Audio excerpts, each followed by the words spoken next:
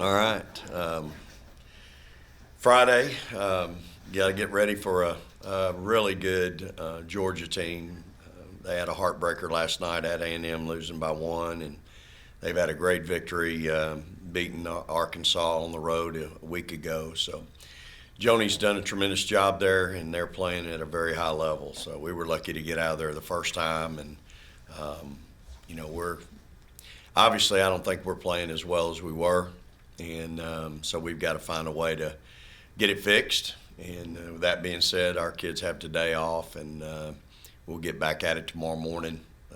My staff and I are out recruiting today, and they need a little bit of time, and so they'll have today. We'll get back at it in the morning at 9, and get ready for a well coached and really talented Georgia team.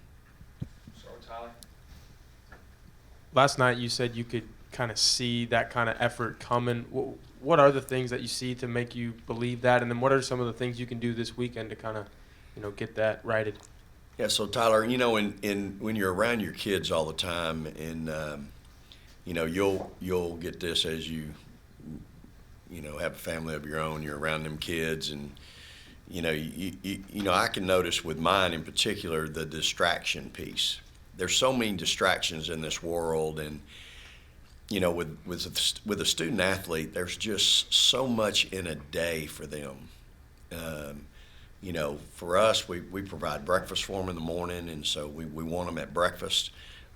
They got to be there at a certain time. They got to be in class. They got to be in class on time. They got to be prepared for exams. And then we have a practice, and they've got to get out and eat something, and then get to study hall. And then, study hall. Okay, what are we studying? Make sure we got the right books. We're not on our phone. We're not listening to music. I mean, there's just so many things. And when you're young, and you've always been in that structure of a home, and mom and or dad or both are constantly, hey, we're going to work out. Hey, you need to be studying. Hey, dinner's ready. Hey, and all you got to do is walk downstairs or walk across. Well, now you don't have that. There's nobody there doing that. And so the distraction piece is what I notice. I'm around them enough. And look, I love my team. I love every one of those kids. They are great kids. But because we're so young, and the structure piece is something that we're getting used to, it's a challenge for them. And in this world, there's just so many distractions. Y'all have heard me say this before. They got 85 guys over there in football, and they got 20 more walk-ons that want to know when their pro day is, And so it's just I can see it, our lack of focus and practice, attention to detail. Last night we gave up 6 or 8 points on an out-of-bounds play that we went over for 3 straight days. And that's a great indicator to me of where our focus lies. And so, that's the indicators that I see. And, sometimes you can do all the hooting and hollering you want, and you just, until you go through it and experience it. And I'll give you an example. One of our kids last night said, okay, Coach, I get it. I'm ready to listen. That was too close for comfort. That was almost a loss. I take that as a positive sign.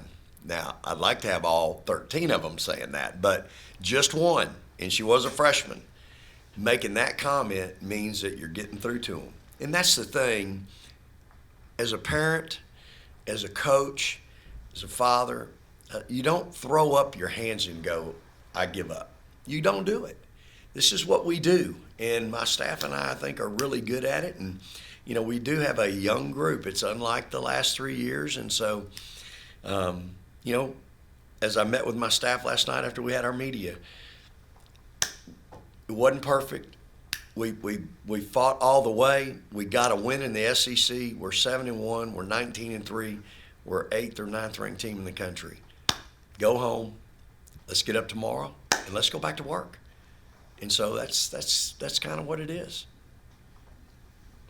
Vic, I know obviously a game like last night's not the way you want it to go, but is there any semblance of that your team grows from games like that when you're in a dogfight and you have to kind of fight and scratch and claw to get that one? Yeah, you'd hope so.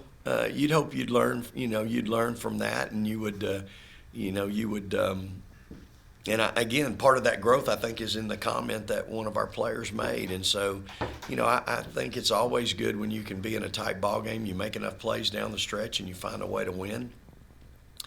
We haven't had a lot of those around here lately until this year, and now we're going to be in a bunch of them. And so, execution, not making some of the bad foul. We had a couple bad fouls late where we put them on the line, they got the rebound. Well, they got the rebound. We're not going to contest that. We're supposed to be getting back, not contesting the rebound and whacking them so they can go shoot 2 free throws. But that's just again, that's a discipline thing, and we'll continue to coach and teach that. From your point of view and from your staffs, you mentioned this is a different team, obviously. You had 3 straight years of veteran leadership, just kind of stepped in, 4 seniors, I think, every year. How different has it been for you and your staff to coach this particular group?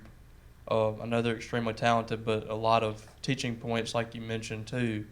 Have you had to adjust the way you do things, or you keep that same old reliable way of doing things and just have them adjust? Yeah, I think I said it yesterday at a staff meeting. Hey, I really do know how to fix it.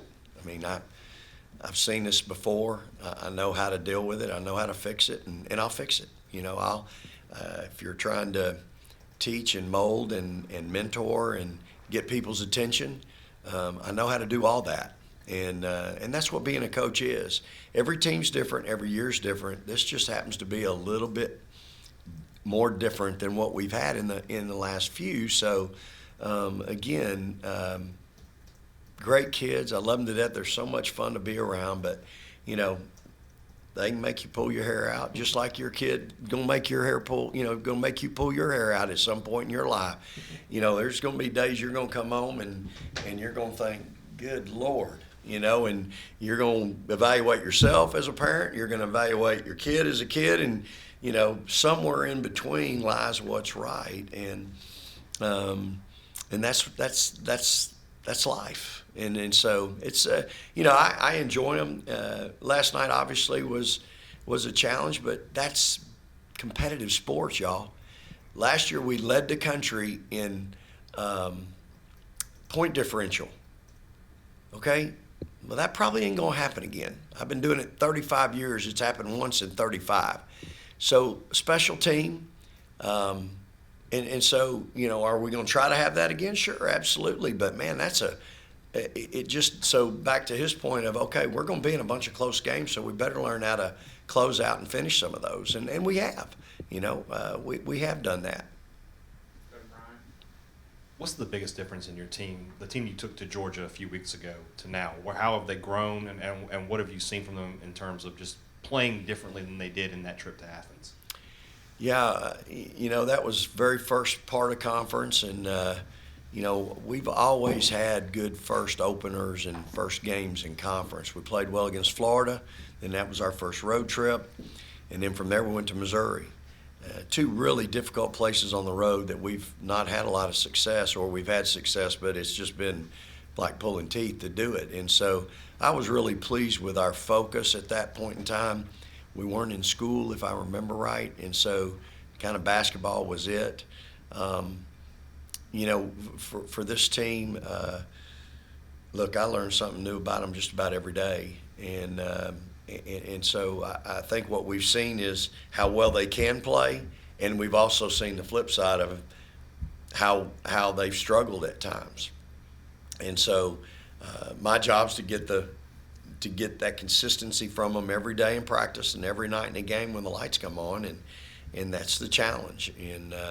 But I think the one thing we are, and we still are, and we're going to be tomorrow, is we're talented, we're skilled.